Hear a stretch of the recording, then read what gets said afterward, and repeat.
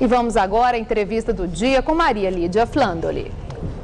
Hoje, o Jornal da Gazeta recebe Ivo Herzog, filho do jornalista Vladimir Herzog e diretor do Instituto Vladimir Herzog. A entrevista publicada pela Folha de São Paulo com um fotógrafo que registrou a imagem da farsa montada para documentar a mentira do suicídio de Vladimir Herzog, preso e torturado por militares e policiais da ditadura militar, abre um novo capítulo no difícil trabalho de resgate da verdade dos fatos da época do arbítrio.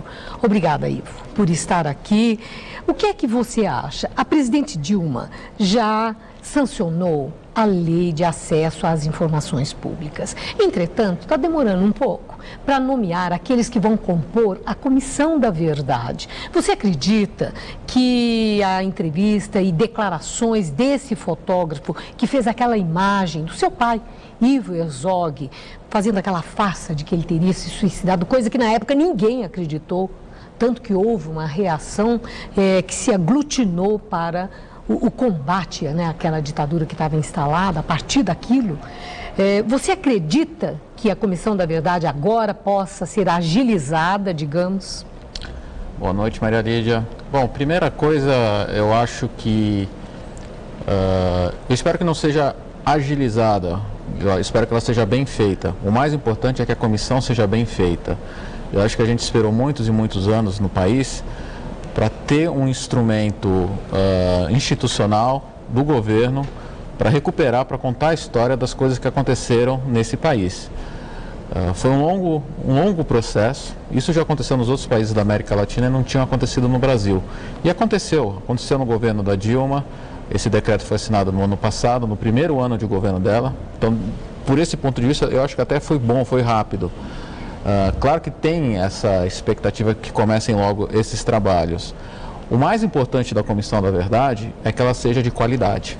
Essa é a grande preocupação que todo mundo que está envolvido nesse processo, que veio discutindo e veio reivindicando a Comissão da Verdade, tem a qualidade dos seus membros. Então a gente está muito atento a esse tipo de coisa. Existem comitês da Comissão da Verdade em todos os estados do Brasil, fiscalizando, tentando acompanhar esse processo. E esse fotógrafo, que depois de 36 anos resolveu falar, ele se autoexilou, saiu do Brasil. Pela entrevista, ele mostra que ele se sentiu inseguro aqui e agora ele falou. No que é que as declarações dele podem contribuir para o aprofundamento na verdade dos fatos?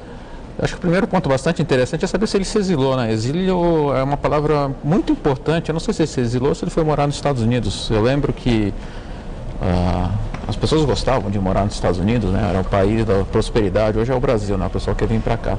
Então isso faz parte do processo. Eu acho que a gente tem que ouvir esse fotógrafo, ele tem que depor, e o instrumento para esse depoimento, o fórum para esse depoimento é a Comissão da Verdade. Tem que acontecer. Mas o que é que ele pode, no que ele pode contribuir? Muita Contar coisa. O quê? Nós já sabemos. Quem era o chefe dele?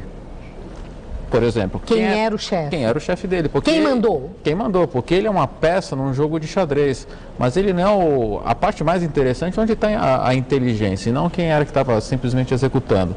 Quem eram os outros fotógrafos? Aonde estão as outras fotografias? O que mais aconteceu? Esse é o processo que nos interessa. A reportagem da Folha foi um furo jornalístico, porque tinha esse fotógrafo, nunca ninguém tinha ido lá atrás dele para tentar ouvir um pouco sobre essa história. Mas ela deixou muitas questões em abertas. Quem é o chefe dele? Quem são os outros fotógrafos? Onde estão as fotografias? Por que ele aceitou exercer essa função por tanto tempo? Porque não foi pouco, ele se exilou acho que 4, 5 anos ou até mais depois. Então tem muitas perguntas para ser feitas. Agora o importante é que existe um fórum para isso, que é a Comissão da Verdade. E aí sim eu concordo com você, a Comissão da Verdade precisa ser instalada o mais rápido possível, mas a gente não pode comprometer a qualidade. Certo, não, mas não é no sentido de pressão para um serviço sem qualidade, mas tem que começar a funcionar, até porque tem um prazo e foi gerada uma expectativa muito grande para todos aqueles como vocês do Instituto Vladimir Herzog, que lutam pelos direitos humanos, à vida e à justiça. Então essa é a cobrança. Mas voltando para o depoimento do fotógrafo, você mesmo questionou a questão de exílio, autoexílio, foi isso mesmo? Não foi. Eu fiz um questionamento do silêncio por 36 anos. A indagação seguinte é, o que ele falar, ele tem credibilidade? Acho que ele tem credibilidade. Ele é uma das N testemunhas que a gente vai ouvir nesse processo. Eu acho que é importante. Aliás, a grande parte interessante nesse processo que a gente tem que olhar é que ele é a primeira pessoa que partiu, que estava no esquema da grande farsa que foi montada, da ditadura militar, que admite que aquilo foi uma farsa. Então esse é o grande fato e que, ou seja, a gente já está contando a história verdadeira desse país pelos integrantes que até então tentaram acobertar. Então ele tem o valor do depoimento dele por isso só acho que já é muito interessante e muito importante. Para encerrar, o Instituto Vladimir Herzog tem alguma estratégia no sentido de cobrar que esse fotógrafo, de fato, seja formalmente ouvido e que se aprofunde na busca das informações dos personagens que ele mencionou na entrevista? Ou seja, começou a contar, agora conta tudo?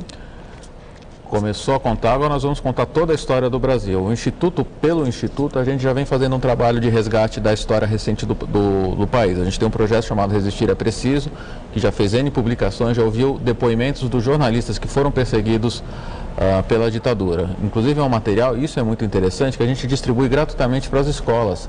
Porque quem tem que cobrar não é o Instituto, é a sociedade. Mas para a sociedade cobrar, ela tem que ter consciência um pouco do que aconteceu aquilo lá e se indignar. Então, o nosso trabalho é por esse caminho, é por um trabalho de tornar pública essa informação, colocar nos meios de educação, nas universidades, nas bibliotecas, para que as pessoas conheçam isso e elas também cobrem. A gente não quer que essa cobrança venha só das pessoas que viveram e sofreram sobre o arbítrio. Existem novas gerações, existe um novo país, existe muita coisa que precisa melhorar nesse país. E isso a gente só consegue sendo um cidadão consciente. Bom, agora sim, para encerrar, um telefone ou um endereço na internet do Instituto Vladimir Herzog para as faculdades, para as escolas que você mencionou, que o Instituto pode disponibilizar esse material. Para encerrar. As pessoas que querem o material podem ligar para a gente, o telefone em São Paulo 11 é o 2894-6650. Repita, por favor, vamos ficar com o telefone. 2894-6650. Muito obrigada, Herzog. Uma boa noite. Com você.